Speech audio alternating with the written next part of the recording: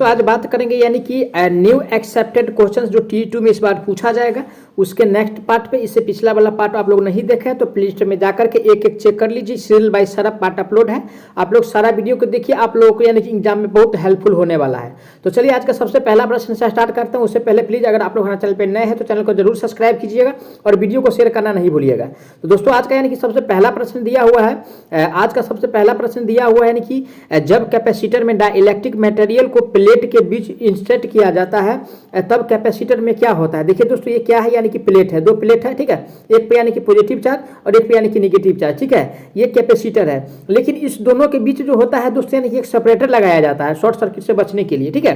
तो दोस्तों तो उससे क्या होता है, कैपेसिटर का मान जो होता है यानी कि बढ़ जाता है। तो ऑप्शन नंबर किस में दिया हुआ है, बढ़ना, तो ऑप्शन नंबर बी में दिया हुआ है बढ़ जाता है। तो राइट आंसर की बात किया जाए तो ऑप्शन नंबर बी हो जाएगा। दोस्तों सारा प्रश्न को ध्यान से पढ़िएगा, ध्यान से ऑप्शन को समझिएगा, ठीक है, उसके बाद यानी कि एग्जाम में टिक कीजिएगा ऑप्शन। अब चलिए आज का अगला प्रश्न पे चलते हैं। आज का अगला प्रश्न डाइलेक्ट्रिक परमाणु के यानी कि संरचना का यानी कि डिफॉर्मेशन होना क्या कहलाता है, ठीक है। तो दोस्तों जो यानी कि क्या कहलाता है वो हमको बताना है। तो दोस्तों वो जो कहलाता है यानी कि पोलराइजेशन कहलाता है, क्या, यानी कि पोलराइजेशन कहलाता है। ऑप्शन नंबर किस में दिया है, यानी कि पोलराइजेशन। ऑप्शन नंबर जो दिया हुआ है दोस्तों यानी कि ए में दिया हुआ है पोलराइजेशन। तो राइट आंसर की बात किया जाए तो ऑप्शन नंबर इसका ए सही हो जाएगा, ठीक है। अब चलिए आज का अगला प्रश्न यानी कि इलेक्ट्रिक फील्ड इंटेंसिटी को बढ़ाने पर ध्रुवीकरण पर क्या प्रभाव पड़ेगा, ठीक है। यानी कि इलेक्ट्रिक फील्ड इंटेंसिटी को अगर बढ़ाएंगे तो ध्रुवीकरण पर जो प्रभाव पड़ेगा दोस्तों वो क्या पड़ेगा वो हमको बताना है।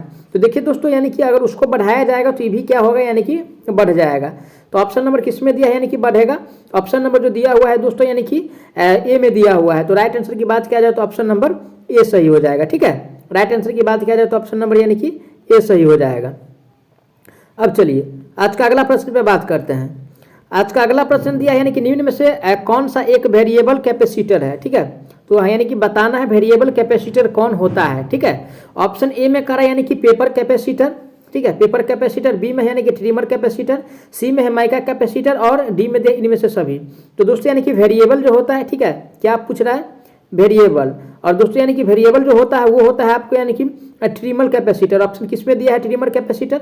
ऑप्शन नंबर बी में दिया हुआ है। राइट आंसर की बात किया जाए तो ऑप्शन नंबर बी सही हो जाएगा। अब चलिए आज का अगला प्रश्न दिया है निम्न में से कौन ध्रुवीय कैपेसिटर है, यानी कि ध्रुवीय कैपेसिटर हमको बताना है। तो दोस्तों यानी कि ध्रुवीय कैपेसिटर जो होता है वो हमको बताना है, ठीक है। तो दोस्तों यानी कि ध्रुवीय कैपेसिटर जो है यानी कि टैटलम इलेक्ट्रोलाइट कैपेसिटर को ध्रुवीय कैपेसिटर कहा जाता है। कि किसको, यानी कि टैटलम, ठीक है, यानी कि टैटलम इलेक्ट्रोलाइट, इलेक्ट्रो यानी कि लाइट कैपेसिटर को यानी कि ध्रुवीय कैपेसिटर कहा जाता है। ऑप्शन किस में दिया हुआ है, ऑप्शन नंबर यानी कि सी में दिया हुआ है। राइट आंसर की बात किया जाए तो ऑप्शन नंबर सी हो जाएगा। अब चलिए आज का नेक्स्ट प्रश्न यानी कि कैपेसिटर में दो प्लेट होता है जिसे डैश कहते हैं, ठीक है। दोस्तों यानी कि कैपेसिटर में जो प्लेट होता है उसको क्या कहते हैं। तो दोस्तों यानी कि एक प्लेट यानी कि एनोड का काम करता है, ठीक है, एनोड का काम करता है। दूसरा जो काम करता है यानी कि कैथोड का काम करता है, ठीक है। ऑप्शन नंबर किस में दिया है, दोनों। तो ऑप्शन नंबर दोस्तों ये दोनों हो जाएगा क्योंकि यानी कि दोनों का काम करता है, एनोड का भी काम करता है और यानी कि कैथोड का काम करता है, ठीक है। तो राइट आंसर ऑप्शन नंबर इसका यानी कि सी सही हो जाएगा। अब चलिए आज का अगला प्रश्न निम्न में से किस आकार में पेपर कैपेसिटर उपलब्ध होता है। तो दोस्तों यानी कि पेपर कैपेसिटर हमसे पूछ रहा है, क्या, यानी कि पेपर कैपेसिटर। और दोस्तों यानी कि पेपर कैपेसिटर यानी कि उपलब्ध होता है वो यानी कि रोल्ड टाइप में होता है, किसमें, यानी कि रोल्ड क्वाइल्स में होता है, ठीक है। ऑप्शन नंबर किस में दिया है, रोल्ड क्वाइल्स। ऑप्शन नंबर जो दिया हुआ है दोस्तों ऑप्शन नंबर सी में दिया हुआ है। राइट आंसर की बात किया जाए तो ऑप्शन सी हो जाएगा। अब चलिए आज का नेक्स्ट प्रश्न है यानी कि कैपेसिटर को किस में यानी कि कोडिंग नहीं किया जाता है, यानी कि किस में यानी कि माप नहीं सकते हैं, ठीक है। तो नैनो फेरेड में होता है, ठीक है, पिको फेरेड भी होता है, लेकिन किलो फेरेड में इसको यानी कि मापा नहीं जाता है। तो हमको यानी कि नहीं वाला ही पहचानना था। देखिए यहाँ पे कह रहा है नहीं, तो नहीं वाला जो होगा दोस्तों यानी कि किलो फेरेड में इसको मापते नहीं है, मेजर नहीं करते हैं। तो राइट आंसर की बात किया जाए ऑप्शन सी हो जाएगा। अब चलिए आज का अगला प्रश्न इनमें से किस में डाइलेक्ट्रिक स्ट्रेंथ सबसे कम होता है। तो दोस्तों यानी कि सबसे कम वाला हमको डाइलेक्ट्रिक स्ट्रेंथ बताना है कि सबसे कम किस में होता है, ठीक है। तो देखिए ऑप्शन ए में क्वार्ट्ज का, चलिए ठीक है, बी में कांच है, सी में दिया हवा। तो दोस्तों यानी कि अकॉर्डिंग टू ऑप्शन के हिसाब से देखा जाए तो यानी कि सबसे कम, ठीक है, यानी कि सबसे यानी कि कम वाला हमको बताना है। और दोस्तों यानी कि सबसे कम जो होता है यानी कि एयर का होता है, किसका, एयर का होता है। ऑप्शन किस में दिया है, एयर।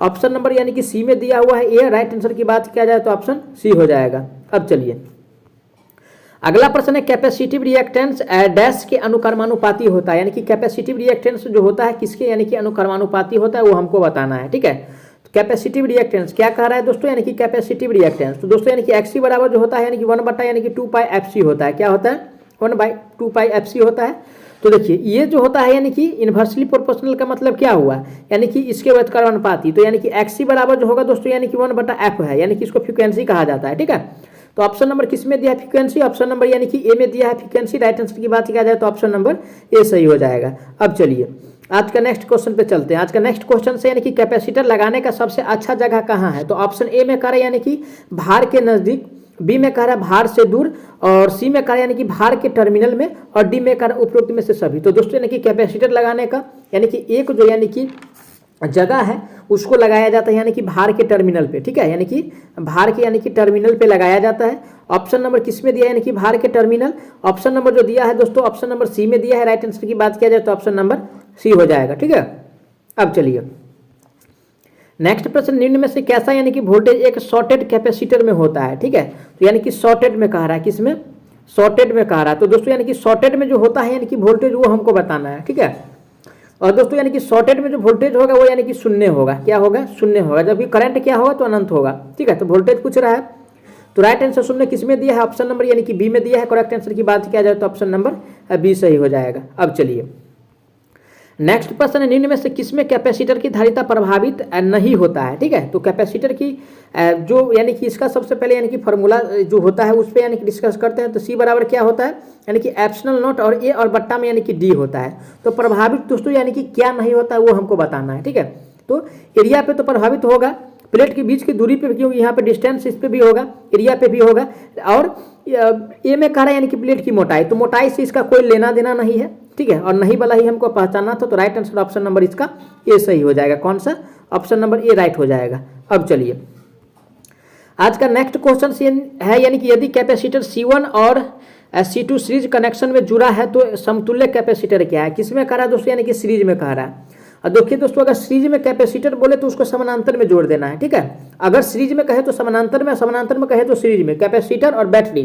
ठीक है, दोनों में ये फ्लो यानी कि कॉन्सेप्ट लगेगा, हमेशा याद रखिएगा, कभी एग्जाम में कंफ्यूज नहीं होइएगा। ठीक है, तो यानी कि इसको क्या कर रहा है, यानी कि सीरीज में लगा है, तो इसको अगर समानांतर में जोड़ेंगे तो यानी कि C1 गुने यानी कि क्या हो जाएगा C2, और बट्टा में यानी कि C1 प्लस यानी कि C2 हो जाएगा। ठीक है, ऑप्शन किस में दिया हुआ है ऐसा, ऑप्शन नंबर जो दिया है बी में दिया हुआ है। राइट आंसर की बात किया जाए तो ऑप्शन नंबर बी सही हो जाएगा। ठीक है, अब चलिए अगला क्वेश्चन पे चलते हैं। आज का अगला क्वेश्चन से, यदि कैपेसिटर C1 और C2 समानांतर कनेक्शन में जुड़ा है तो समतुल्य कैपेसिटेंस क्या होगा। तो देखिए दोस्तों समानांतर में है तो यहाँ पे क्या कर देना है, यानी कि सीरीज इसको बना देना है, और तो C इक्वल बराबर क्या हो जाएगा। ठीक है, C इक्वल बराबर दोस्तों यानी कि हो जाएगा आपको यानी कि C1 और प्लस में यानी कि C2, क्योंकि दो ही हमको जोड़ना है, और डैश डैश यानी कि C अनंत तक हो जाएगा। ठीक है, तो ये ध्यान दीजिएगा, अगर सीरीज में कहे तो समानांतर में, समानांतर में कहे तो सीरीज में, कैपेसिटर और बैटरी के केस में यानी कि कर देना है। ठीक है, तो राइट आंसर ऑप्शन किस में दिया है, right answer option number A में दिया है। Correct answer option number A सही हो जाएगा। अब चलिए आज का अगला प्रश्न दिया है, यानी कि यदि 3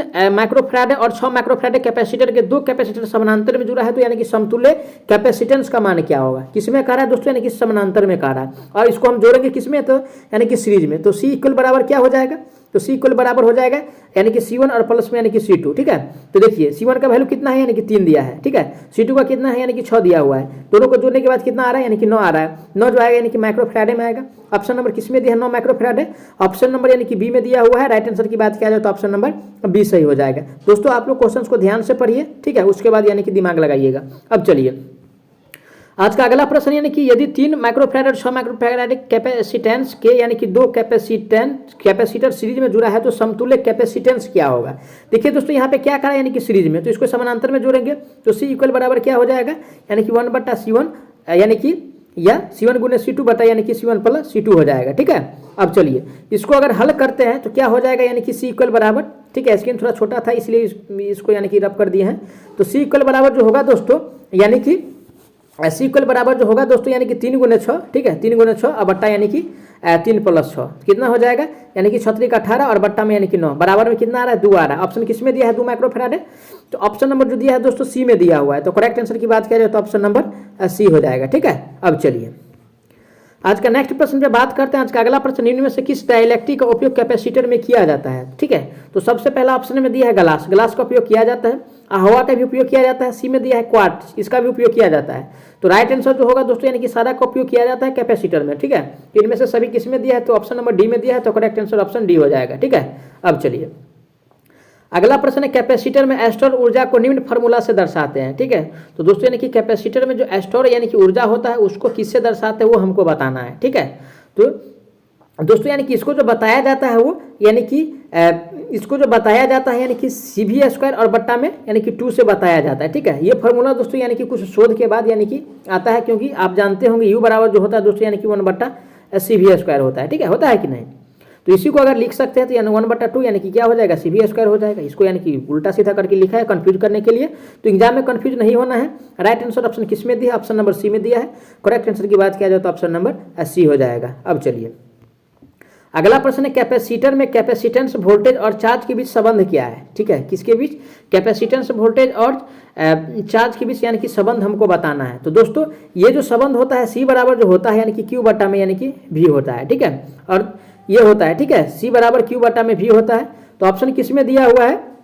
ऑप्शन नंबर यानी कि जो दिया हुआ है B में दिया हुआ है। ठीक है, तो राइट आंसर की बात किया जाए तो ऑप्शन नंबर B सही हो जाएगा। अब चलिए आज का अगला प्रश्न, एक अच्छे यानी कि कैपेसिटर बनाने के लिए डाइलेक्ट्रिक का मान होना चाहिए। ठीक है, तो दोस्तों यानी कि अच्छे कैपेसिटर बनाने के लिए जो डाइलेक्ट्रिक का मान होना चाहिए वो कैसा होना चाहिए वो हमको बताना है। ठीक है, तो दोस्तों यानी कि अच्छे कैपेसिटर बनाने के लिए जो डाइलेक्ट्रिक का मान होना चाहिए उच्च डाइलेक्ट्रिक वाला होना चाहिए। क्या?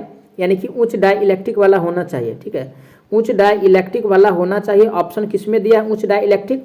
तो ऑप्शन नंबर यानी कि ए में ही दिख रहा है। तो राइट आंसर की बात किया जाए तो ऑप्शन नंबर इसका ए सही हो जाएगा। ठीक है, अब चलिए आज का अगला प्रश्न पे बात करते हैं। उससे पहले हम बता दें आप लोगों को, अगर प्लीज़ आप लोग हमारे चैनल पे नए हैं तो चैनल को जरूर सब्सक्राइब कीजिएगा और प्लीज़ आप लोग वीडियो को जरूर शेयर कीजिए अपने दोस्तों तक।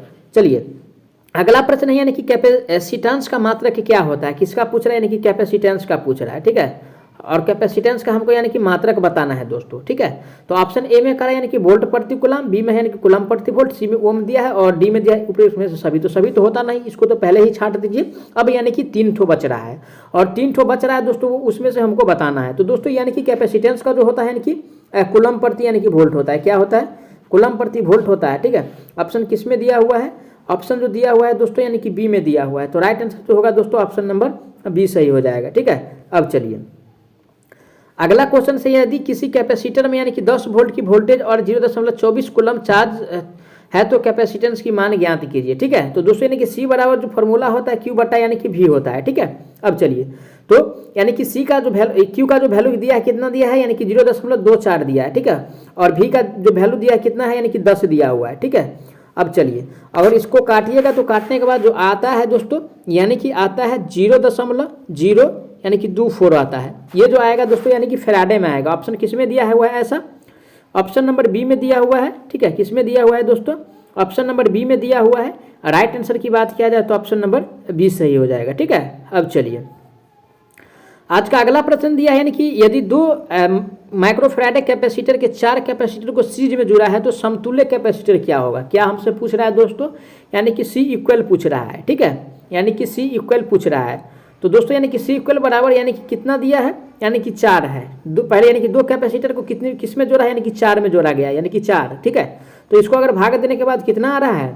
ठीक है, इसको अगर मल्टीप्लाई करेंगे तो 0.5 आ रहा है। ठीक है, और ये जो आएगा दोस्तों यानी कि माइक्रोफैराडे में आएगा। किस में? ऑप्शन किस में दिया है? ऑप्शन नंबर डी में दिया हुआ है। राइट आंसर की बात किया जाए तो ऑप्शन नंबर इसका डी सही हो जाएगा। ठीक है, अब चलिए अगला प्रश्न है यानी कि यदि 2 माइक्रोफैराडे के कैपेसिटेंस के 4 कैपेसिटर को समानांतर में जुड़ा है तो यानी कि समतुल्य कैपेसिटेंस ज्ञात कीजिए। किसका? यानी कि समानांतर की बात हमसे कह रहा है। तो दोस्तों यानी कि C इक्वल बराबर क्या हो जाएगा? C इक्वल बराबर यानी कि C1 + C2 + C3 यानी कि जितना है उसको जोड़ दीजिए। कितना है? 4 है। 2 + 2 और +2 और प्लस में 2 बराबर में जोड़ने के बाद कितना आ रहा है? यानी कि 8 आ रहा है। ठीक है, 8 जो आ रहा है यानी कि माइक्रोफैराडे में होगा। किस में? माइक्रोफैराडे में। ऑप्शन किस में दिया है? ऑप्शन नंबर ए में दिया हुआ है। राइट आंसर की बात किया जाए तो ऑप्शन नंबर इसका ए सही हो जाएगा। मैं आशा करता हूं दोस्तों आप लोग सारा प्रश्न को अच्छा से समझे होंगे। अगर कोई भी प्रश्न में किसी प्रकार का डाउट है तो आप लोग उसके लिए कमेंट जरूर कीजिएगा और जवाब आपको बहुत जल्द मिलने वाला है। साथ ही साथ आप लोग नए हैं तो प्लीज़ चैनल को जरूर सब्सक्राइब कीजिए नेक्स्ट वीडियो के लिए। अगर T2 में सिलेक्शन लेना है तो दोस्तों हमारे चैनल से जरूर जुड़िए और मैं जितना क्वेश्चंस करा रहा हूं बस मात्र उतना ही कीजिए, ठीक है। कहीं से अगर आप थ्योरी पढ़े होंगे तो सारा क्वेश्चन समझ में आ जाएगा, क्योंकि मैं आप लोगों के लिए बहुत जल्द थ्योरी का भी क्लास लगाने वाला हूं। तो इसके लिए आप लोग रेडी रहिए, चैनल को जरूर सब्सक्राइब कीजिएगा और डिस्क्रिप्शन में यानी कि टेलीग्राम और व्हाट्सअप ग्रुप का लिंक मिल जाएगा, आप उसको भी ज्वाइन कर सकते हैं। और साथ ही साथ यानी कि डिस्क्रिप्शन में एक न्यू चैनल का भी लिंक मिल जाएगा, आप उसको भी सब्सक्राइब कर लीजिए, उस पर ओनली फॉर थ्योरी का क्लास होगा, ठीक है। तो चलिए मिलते हैं नेक्स्ट वीडियो में, तब तक के लिए जय हिंद।